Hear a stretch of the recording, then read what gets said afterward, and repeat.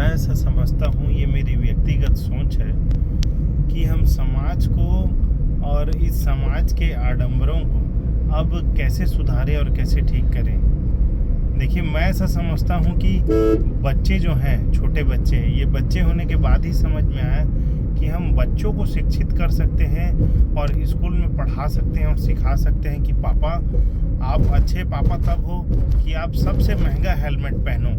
जैसे पापा सबकी तारीफ होती है ना कि आप अच्छा महंगा मोबाइल रखे हो, अच्छी महंगी गाड़ी रखे हो, तो उसका मतलब ये भी है कि आप जब गाड़ी चलाओ, चाहे कार चलाओ, चाहे बाइक चलाओ, चाहे स्कूटी चलाओ, तो आप शहर में सबसे महंगा हेलमेट रखो पापा, क्योंकि आपकी सुरक्षा हमारे से है।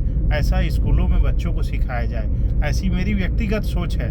देखिए, हम जो बड़े हो गए और हम जो समाज के उत्कृष्ट लोग अपने आप को सबको बड़े समझते हैं, मैं ऐसा नहीं समझता। हम समझदार हैं।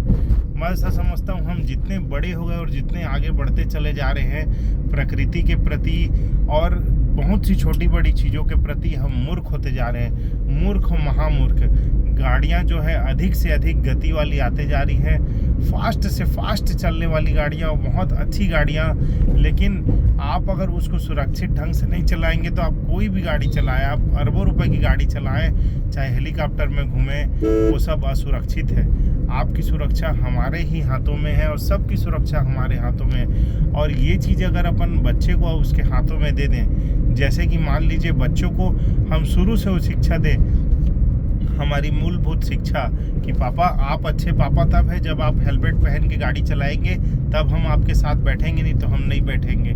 पापा, प्रकृति के प्रति आप अगर गंदगी फैलाएंगे, यहाँ गुटखा थूकेंगे, यहाँ बीड़ी पिएंगे, यहाँ सिगरेट पिएंगे और किसी भी प्रकार का एक टुकड़ा भी अगर गंदगी करेंगे पापा रोड में, तो आप अच्छे पापा नहीं हैं। तुरंत बच्चे ऐसा टोके अपने पापाओं को। और समाज बोलते हैं ना, बड़ों से नहीं सुधर सकता। बड़ों से इसलिए नहीं सुधर सकता, हम सब जो बड़े हैं, हम अपने आप को समझदार समझते हैं, हम सब ढीठ हो गए हैं। हम ढीठ हो गए हैं, पत्थर हो गए हैं और सब के सब पूरे समाज में इंसानियत के प्रति और लोगों के प्रति, प्रकृति के प्रति महामूर्ख हो गए हैं और संवेदनशील हो गए हैं।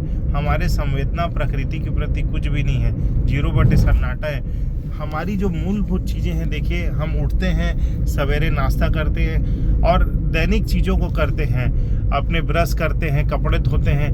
भारत में हम भले बोलते हैं जय भारत जय भारत, हम मूल चीज़ों को आज तक ठीक नहीं कर पाए। कैसे ठीक नहीं कर पाए?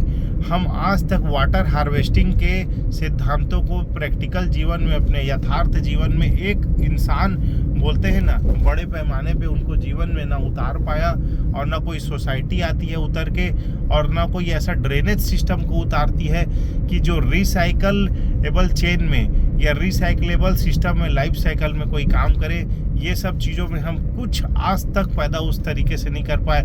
सस्टेबल एनर्जी के तरफ हम कुछ ध्यान नहीं दे पाए कि घर ऐसा बनाएं कि सूरज की दिशा इस दिशा से निकले और रोशनी यहाँ तक रहे, पूरे दिन भर रहे, बिना लाइट और पंखे के हवा महसूस होते रहे।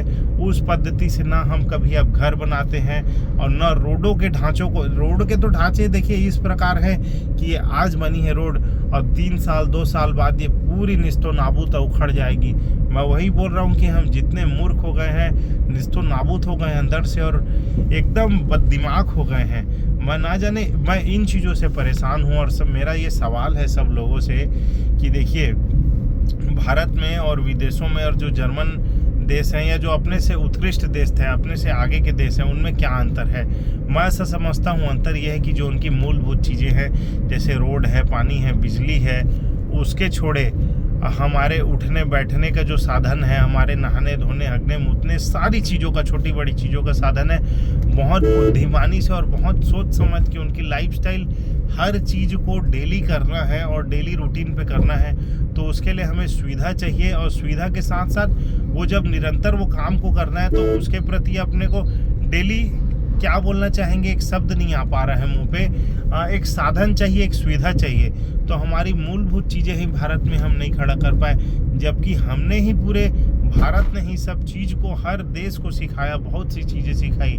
वही मैं बोल रहा हूँ, हम जितने आगे बढ़ते चले जा रहे हैं हम उतने मूर्ख होते चले जा रहे हैं इस दुनिया के प्रति, प्रकृति के प्रति और इंसानियत के प्रति। हमको क्यों एहसास नहीं आता और समझ नहीं आता। देखिए, राजनीति से ये चीज़ बदलने नहीं वाली। मैं नहीं मानता कि राजनीति ये चीज़ बदल जाएगी। जब तक लोग नहीं बदलेंगे, हमारी सबकी सोच नहीं बदलेगी, हम किसी प्रकार से इस समाज को न सुधार सकते न ठीक कर सकते। बहुत सी बातें हैं, बहुत सी और चीज़ें हैं। मेरा सिर्फ एक ही दरख्वास्त है सबसे, और यही चीज़ बोलना है कि जब तक आप अपने बच्चों को नहीं सिखाएंगे, और स्कूलों में नहीं सिखाया जाएगा, कॉलेज में नहीं सिखाया जाएगा, चाहे वो शरीर के बारे में कोई जानकारी हो, चाहे समाज के बारे में हो, चाहे वो रोड सेफ्टी के बारे में हो, चाहे वो नशा के बारे में हो, चाहे जिसके बारे में भी जानकारी हो, हम अगर अपने बच्चों को जागरूक कर लेंगे तो हम खुद जागरूक हो जाएंगे। बच्चे ऐसे हैं कि तुरंत टोकेंगे कि पापा नहीं, ये चीज़ को नहीं करना, पापा नहीं, इसको ऐसे में नहीं करना। और हमें सबको जागरूक होना है, और दुनिया को अगर हमें अच्छा बनाना है तो पहले बच्चों को आधारभूत शिक्षा देनी पड़ेगी हमको। रटी रुटाई नहीं, जो थोपे थुपाए, जो वेद पुराण शास्त्र जो चलते चले आ रहे हैं, चलते चले जा रहे हैं, वो नहीं। मैं उन सब की बात ही नहीं कर रहा हूँ। मैं बात कर रहा हूँ एक नई पद्धति की, नई लाइफस्टाइल की, और नए सिरे से दुनिया को सोचने की। सबसे पहले जो मैं बोलता हूँ, धरती में आकाश, पानी, पृथ्वी, जल, ये सब है। हम इनको तो पहले इज्जत कर लें और इनको मान लें।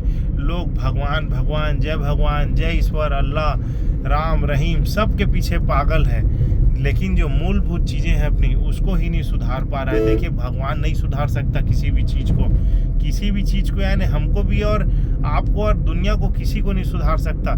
जब तक इंसान ही नहीं सुधर जाएगा, प्रकृति का दोहन नहीं करेगा, तब तक ये चीज़ें कुछ सुधरने वाली नहीं है।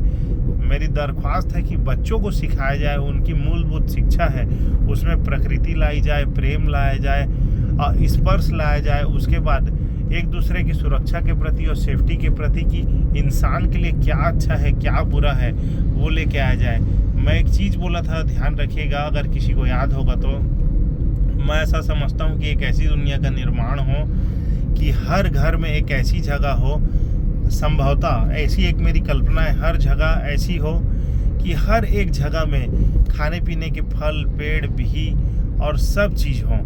तो मैं ऐसा समझता हूँ पूरी दुनिया में किसी को कमी किसी चीज़ की नहीं रहेगी। हमारे मूलभूत पेट भरने की जो इच्छाएं हैं, हमारा अगर पेट संतुष्ट हो जाएगा, आत्मा संतुष्ट होगी और मुख संतुष्ट होगा, पेट संतुष्ट होगा, तो हमारे जो क्रियाएं हैं, हमारी जो रचनाएं हैं, वो निखर के बाहर आएंगी, और हमारे अंदर जो सबके अंदर कलाकार छुपा है, वो निखर के बाहर आएगा।